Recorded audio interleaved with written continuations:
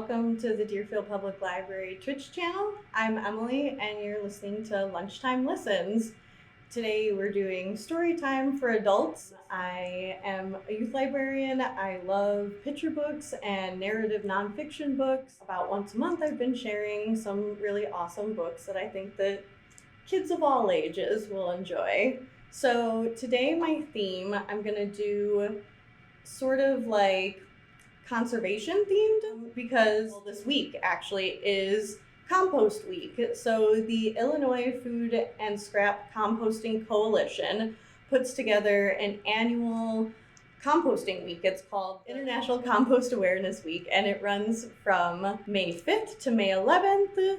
They have a whole bunch of awesome events going on. You can check out their website. And we have some stuff in the library too. We have a little display and we have a poster about what is compostable and not.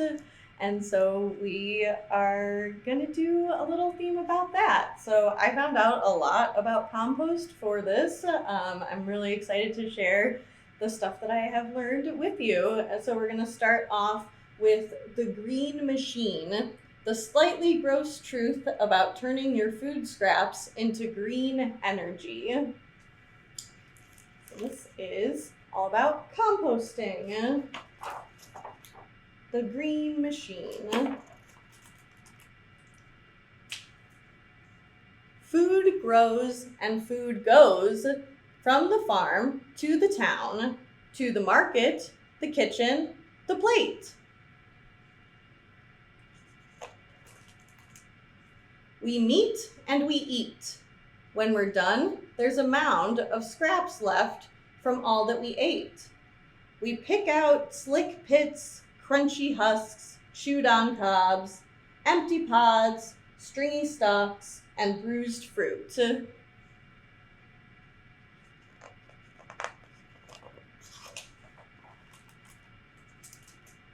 They sit in the bin in a soft, soggy blob till the truck picks them up on its route.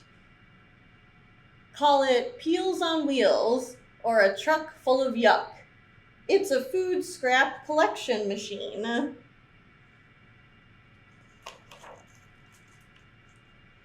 It takes all the waste and some slime and some muck to a place where the garbage goes green.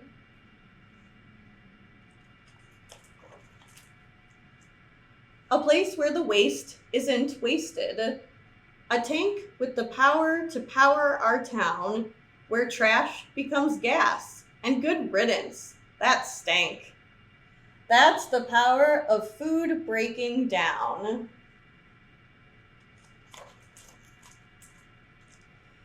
Inside this vast tank is a puddle of sludge, a wet mess. Goopy, sewery soup. It's airtight in there, no O2 for these bugs, tiny microbes that eat food plus poop.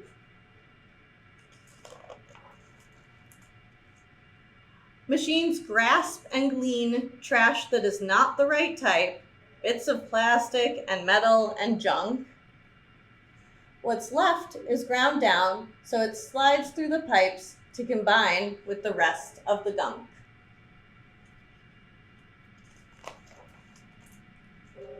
Just add the scraps. Could that odor get worse? And some liquid to mix them all in.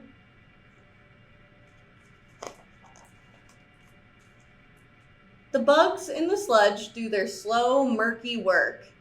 Anaerobic digestion begins. The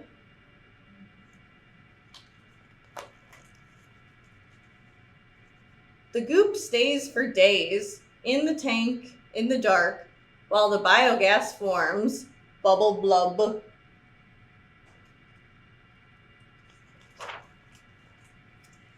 Gas feeds the engine to generate sparks. Electricity made from old grub. It flies through the wires, making light, making heat.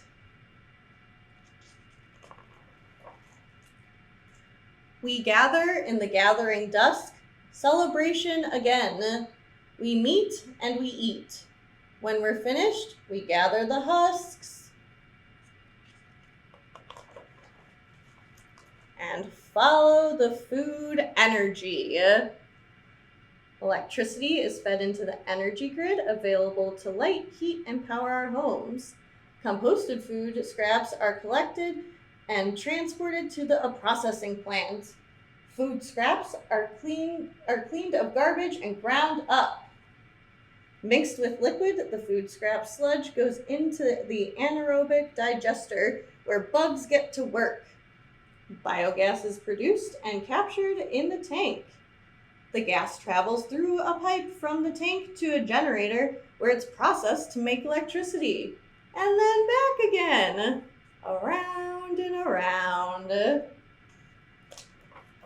And then this book has some awesome back matter about why we need green energy, how this anaerobic digestion works, and all sorts of other good information here in the back. And that is the end of The Green Machine. So next I want to tell you about a graphic novel that I love. So this one is called The Moth Keeper by Kay O'Neill. And Kay O'Neill is probably my favorite graphic novel artist. I feel like I say that maybe every other month here, but I really do think it's true. Kay O'Neill, I really, really enjoy all of their graphic novels that they've come out with so far.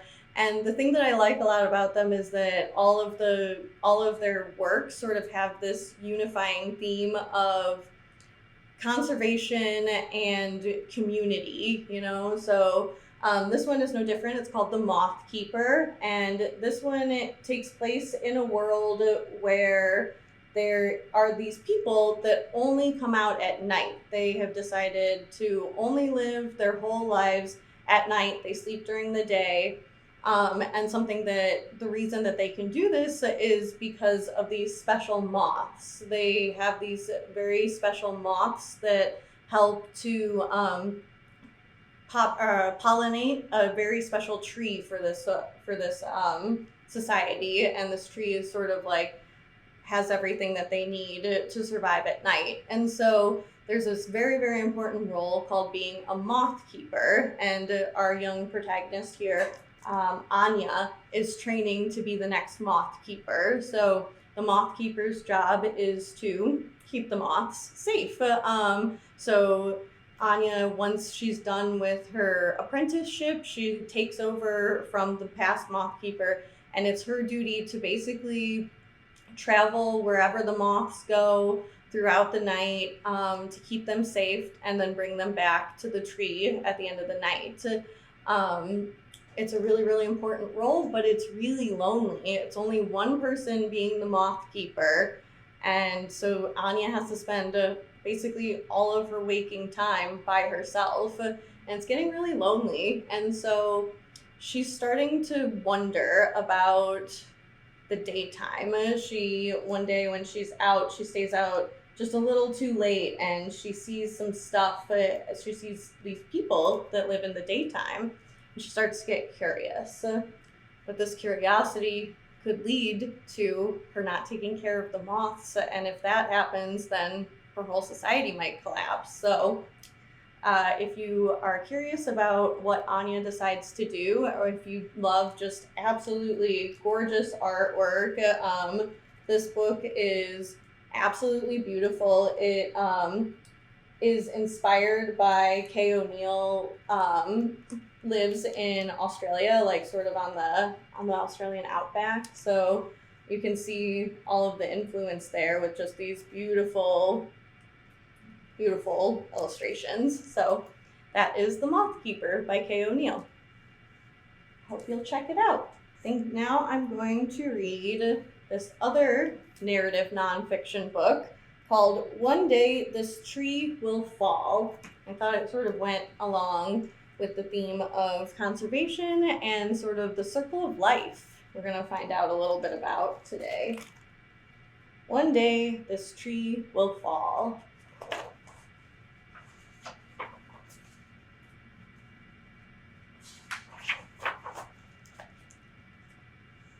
Look at it. Wounded, worn, twisted, torn. One day, this tree will fall and this story will end. Won't it? First, you should know that long, long ago, a tiny seed set sail. Folded inside was a tiny tree. This tree. Other seeds flew too. Some landed on bare rock or drowned in a stream. Most were simply gobbled up.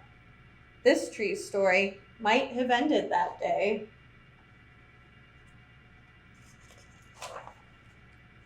But it didn't. This tree grew and grew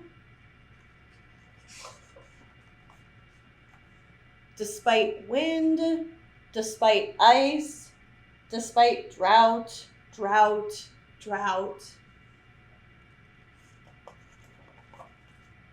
Then a spark. Something cackled to life in the dark. Something wild. Something ravenous. Something made entirely of flame. This tree's story might have ended that day.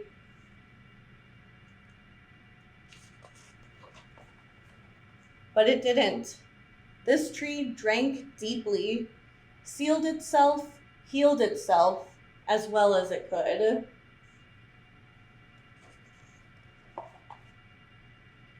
Meanwhile, the creatures of the forest nibbled, clipped, clawed, and humans hauled giants away.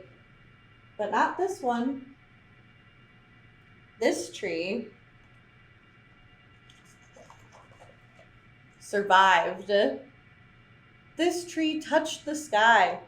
By now, it was so much more than a plant. It was a place. It was a world of miniature forests, meadows, rivers, seas, of silken death traps and venomous fangs, of bright, begging mouths and fluttering wings. This tree flourished. This tree aged.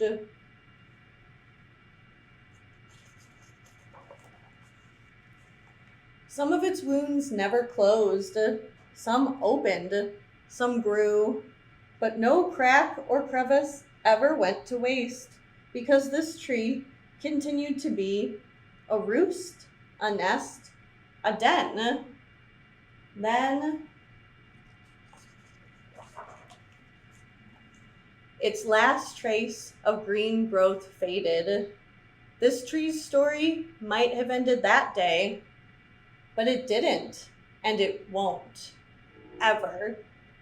Yes, one day this tree will fall with a crack that rocks the forest. But even when this tree is just a log,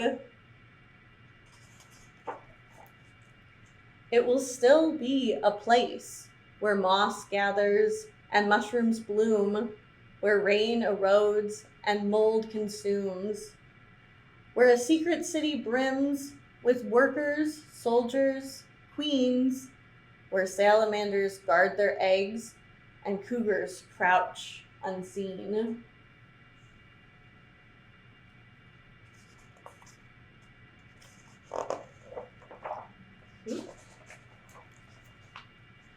Where winter casts a sleeping spell, then releases it in spring.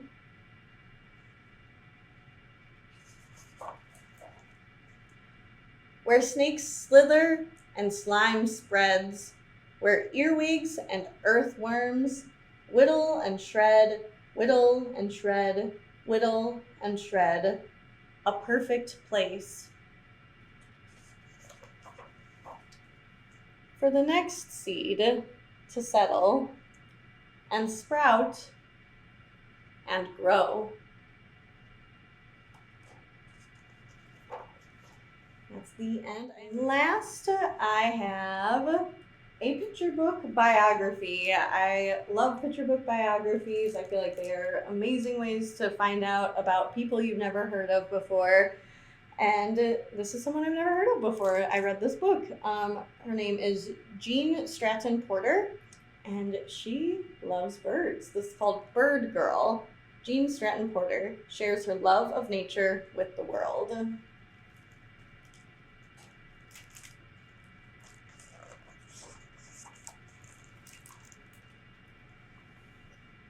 Wabash County, Indiana, 1871.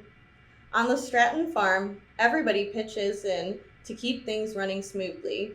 Even 7-year-old Geneva Grace gathers eggs each morning, but as soon as she's finished in the stuffy chicken coop, Geneva is free to roam. All the farm is hers to explore, and she wants to try everything. Who cares if her apron tears on her face and who cares if her apron tears or her face and hands get scratched up? Whatever else Geneva is doing, she's always watching birds and wondering, how do they decide where to build their nests? What do they feed their babies?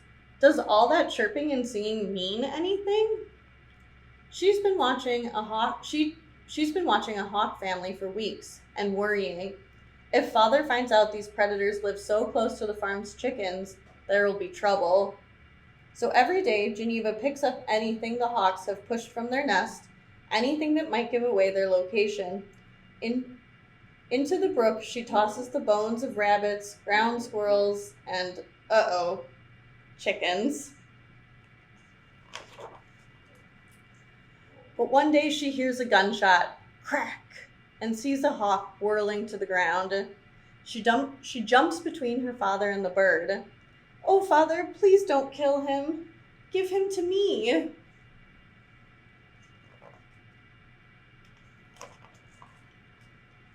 In 2 days, Geneva has the hawk drinking water from a bowl and eating meat scraps from the end of a stick.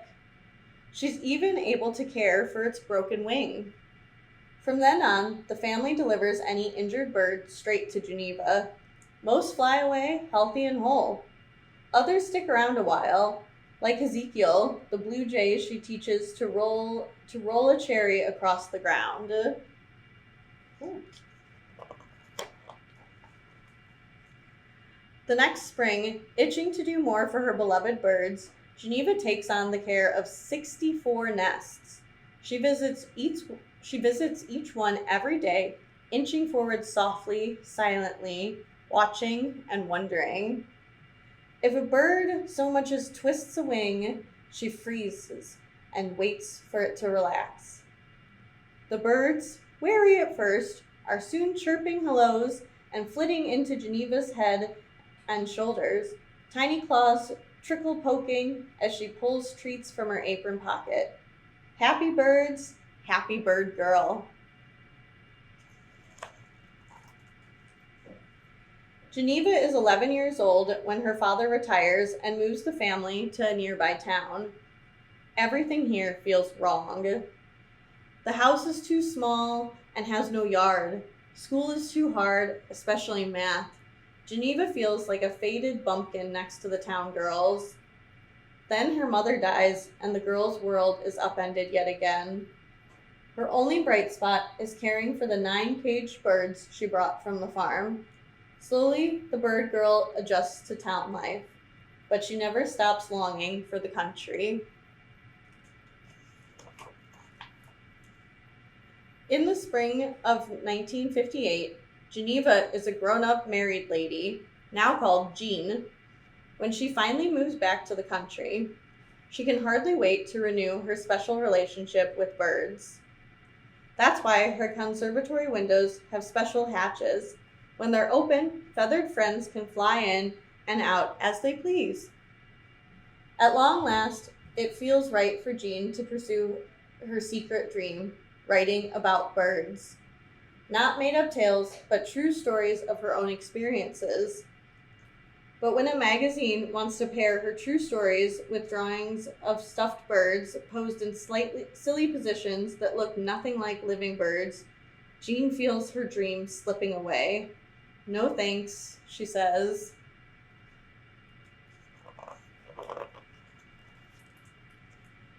Months later, daughter Jeanette Months later, daughter Jeanette's parrot, Major, is acting up at the dinner table. He isn't satisfied with the coffee-dipped cracker Jeanette gives him. No, he clearly wants the oyster stew the family is eating. The girl finishes an oyster from her bowl when Major gobbles it greedily and begs for another. Jean laughs and said, "How I wish I had a camera." Guess what she gets for Christmas? Her first photo is of Major. It's blurry and streaked, yet it has Jean running through the house, shouting for joy.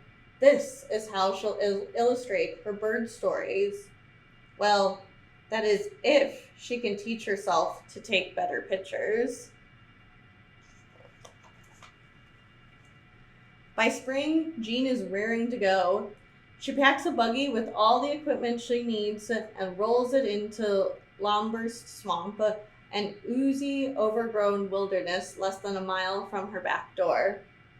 She remembers everything she learned as a little bird girl. That's why she wears dull colors to keep from frightening the birds, knows where to find nests, inches forward softly, silently, to set up her camera. If her subject so much as twitches a wing, Jean freezes and waits for it to relax. Jean turns the family bathroom into a dark room. Her first photos are disappointing. Okay, so this isn't going to be as easy as she hoped. But practice makes perfect, so back to the Limberlost she goes. There's nothing Jean won't do for a great shot. Who cares if her skirt tears or her face and hands get scratched up? For 14 days in a row, she sloshes through the murky, hip-deep swamp water, holding high her 40-pound camera to get the perfect close-up of a nesting rail.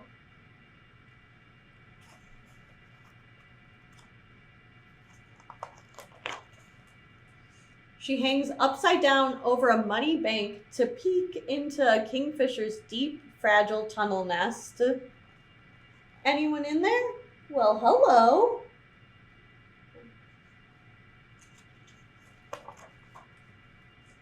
She fights through spongy muck and tangled undergrowth, rattlesnake territory, to reach the hollow tree where a vulture nests. She goes back time and time again to capture the world's first photo series of a growing vulture chick.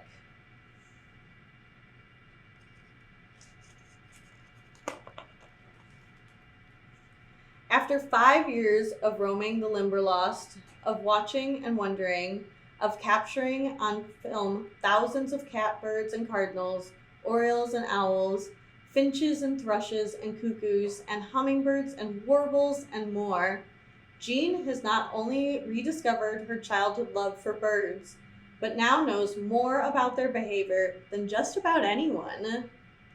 Birdwoman of the Limberlost. That's what folks start calling her. Jean has also rediscovered the boundless and bone-deep love of nature she knew as a child.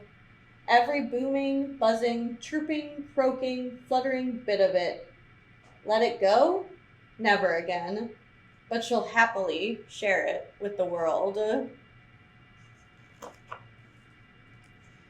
Recreation Magazine's editors pulls Prince from an envelope and can hardly believe his eyes. These are living birds in their natural habitat, in photos so close up and clear he can count their feathers. Jean Stratton Porter.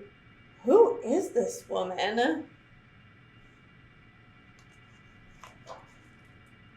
Just a curious farm girl who fell in love with birds and watched and wondered. That is the end. Like all good nonfiction, it also has a lot of amazing back matter. I'm not going to read this one, but Got 2 whole pages of really awesome back matter there. That is the end. That was Bird Girl. Jean Stratton Porter shares her love of nature with the world by Jill Esteban. And that is all I have for you today for Storytime for Adults. If you missed anything or if you want to hear any of these stories again, this Twitch recording will be available on our YouTube channel. Just search Deerfield Public Library on YouTube and you should see all of our recordings of lunchtime listens. You can go back and watch any of these I've been doing for the last few months if you're interested. And with that, I'll see you next time for Storytime for Adults. Thanks for watching.